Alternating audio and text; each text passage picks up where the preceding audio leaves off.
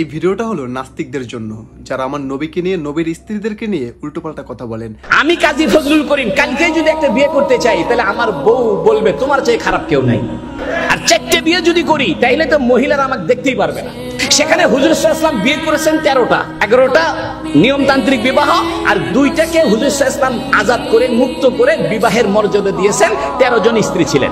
আসলে যারা নাস্তিক তাদের কাজই হলো আমাদের নবী, আমাদের রাসূল, আমাদের ইসলামকে নিয়ে কটাক্ষ করা, উল্টোপাল্টা মন্তব্য করা। কিন্তু সেই নাস্তিকদের জন্য একটা ভিডিও নিয়ে আসছি। এই হুজুরটার মতন এত সুন্দরভাবে বুঝাইয়া আমি দেখি নাই কখনো কেউ বলছে। আসলে এটাই রাইট। যারা নাস্তিক আছে তাদের মুখের উপর জবাব দেওয়ার মতো একটা ভিডিও, পুরোটা একটু দেখবেন। মজার ব্যাপার হলো, হুজুর সাল্লাল্লাহু আলাইহি ওয়াসাল্লাম প্রথম বিবাহ করেছেন বয়সের দিক থেকে অসামঞ্জস্য সম্পূর্ণ। হুজুর সাল্লাল্লাহু আলাইহি ওয়াসাল্লামের বয়স যখন 25, খাদিজা রাদিয়াল্লাহু আনহার বয়স তখন 40। আর হুজুর সাল্লাল্লাহু আলাইহি ওয়াসাল্লামের বয়স যখন 53, তখন হুজুর সাল্লাল্লাহু আলাইহি ওয়াসাল্লাম বিয়ে করেছেন আয়েশা সিদ্দিকার বয়স 9। এখন নাস্তিকদের কাছে এটা একটা বড় মোক্ষম সুযোগ যে তোমাদের মুহাম্মদ তো বালিকাকে বিয়ে করে, তোমাদের মুহাম্মদ তো বহু বিবাহ করে, তোমাদের মুহাম্মদ তো নাউজুবিল্লাহ ক্যারেক্টারের দিকে দুর্বল।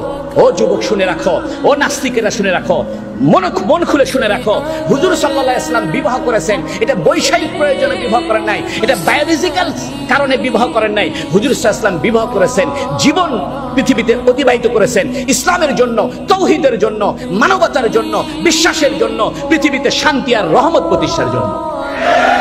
হুজুর সাল্লাল্লাহু আলাইহি ওয়াসাল্লামের বয়স যখন 25, খাদিজা রাদিয়াল্লাহু আনহার বয়স তখন 40। এখন আমি উল্টাটা ধরি, নবীর বয়স যদি 40 হইতো, আর খাদিজা রাদিয়াল্লাহু আনহার বয়স যদি 25 হইতো, আর হুজুর সাল্লাল্লাহু আলাইহি ওয়াসাল্লাম যদি গারে হেরাতে গিয়ে রাত্রে 6 মাস থাকতেন, দিনের বেলা বাড়িতে বাড়ি ইসলামের দাওয়াত দেন, রাত্রে বেলা নবী বাসায় থাকেন না, গারে হেরাতে থাকেন, সারা রাত নামাজ পড়েন, তাহলে 25 বছরে একজন স্ত্রী বলতো, মুহাম্মদ আপনি কি শুরু করছেন? আপনি তো আমার হক আদায় করেন না, আমার বয়স 25, আপনি তো সারা রাত খালি নামাজ পড়েন আর সারা রাত ধরে আপনি গারে হেরায় থাকেন, এইরকম আপনি তো আমার হক আদায় করলেন না। এই জন্য হুজুর সাল্লাল্লাহু আলাইহি ওয়াসাল্লাম 25 বছর বয়সে 40 বছরে একজন বিধবাকে বিয়ে করেছেন, কারণ যাতে হুজুর সাল্লাল্লাহু আলাইহি ওয়াসাল্লামের ইসলাম প্রচারে মহিলাটা সহায়ক হতে পারে, ইসলাম প্রচারে হুজুর সাল্লাল্লাহু আলাইহি ওয়াসাল্লামের স্ত্রীর সান্ত্বনাটা সহায়ক হতে পারে। এজন্য খাদিজা রাদিয়াল্লাহু আনহা বলছেন, আপনি তো অসহায়ের সহায়, আপনি তো বিধবার সহায়, সমস্ত কাজে হযরত খাদিজা রাদিয়াল্লাহু আনহা হুজুর সাল্লাল্লাহু আলাইহি ওয়াসাল্লাম সহযোগিতা করেছেন। আমাদের স্ত্রীদের, আমাদের মা বোনদের এমন হওয়া উচিত। 2 নম্বর কথা, আয়েশা সিদ্দিকাকে কেন বিয়ে করেন অল্প বয়সে, এটা মহিলাদের বোঝা দরকার। দেখেন, হুজুর সাল্লাল্লাহু আলাইহি ওয়াসাল্লামের সমস্ত স্ত্রী ছিল বয়স্ক, বিধবা, কিন্তু হুজুর সাল্লাল্লাহু আলাইহি ওয়াসাল্লামের পারিবারিক জীবনে তো অনেক ব্যাপার আছে। নামাজের পরে রাত্রে ঘুমায় থাকেন, তখন হযরত জিবরাইল ওহী নিয়ে আসে। হুজুর সাল্লাল্লাহু আলাইহি ওয়াসাল্লাম রাত্রে তাহাজ্জুদ পড়েন, কেমনে তাহাজ্জুদ পড়েন, কিভাবে বাথরুমে যান, কিভাবে ঘুমান, এগুলো তো কোনো পুরুষ সাহাবীর পক্ষে জানা সম্ভব না। সম্ভব? হুজুর সাল্লাল্লাহু আলাইহি ওয়াসাল্লাম ইন্টারনাল লাইফ, পারিবারিক ইন্টারনাল লাইফ, রাত্রিকালীন জীবন, স্বামী স্ত্রীর একবারে অন্তরঙ্গ জীবন, এটা তো কোনো আবু হুরায়রার পক্ষে জানা সম্ভব না, এটা তো ইবনে মাসউদের পক্ষে জানা সম্ভব না, এটা তো আব্দুল্লাহ বিন আব্বাসের পক্ষে জানা সম্ভব না। এই জন্য আল্লাহ পাক হুজুর সাল্লাল্লাহু আলাইহি ওয়াসাল্লামকে অল্প বয়সের একটা মেয়ে, 9 বছরের একটা বালিকার সঙ্গে বিবাহের ব্যবস্থা করেছে, যাতে নবীজির ইন্টারনাল জীবনের লক্ষ লক্ষ হাদিস উনি মুখস্থ করে আমাদের কাছে পৌঁছাইতে পারে। হযরত আয়েশা সিদ্দিকার জন্ম না হলে, আয়েশা সিদ্দিকার মতো অল্প বয়সের একজন মেয়েকে হুজুর সাল্লাল্লাহু আলাইহি ওয়াসাল্লাম বিবাহ না করলে, আমরা হুজুর সাল্লাল্লাহু আলাইহি ওয়াসাল্লামের পারিবারিক জীবনের কিছুই জানতাম না। লক্ষ লক্ষ হাদিস বর্ণনা করেছেন আয়েশা সিদ্দিকা রাদিয়াল্লাহু আনহা। কোরআন নাজিল হয়েছে আয়েশা সিদ্দিকার লেপের ভিতরে। আয়েশা সিদ্দিকা বলেন, আমি আর হুজুর সাল্লাল্লাহু আলাইহি ওয়াসাল্লাম লেপের ভিতরে থাকতাম, কখনো আমার পা থাকতো নবীর গায়ের উপরে, কখনো নবীর পা থাকতো আমার গায়ের উপরে, এর মধ্যে ওহী এসে নাজিল হইত। আপনি আয়েশা সিদ্দিকার বিবাহ আপনি শুধু বয়সের তারতম্য দেখছেন, বিষয় সেখানে না।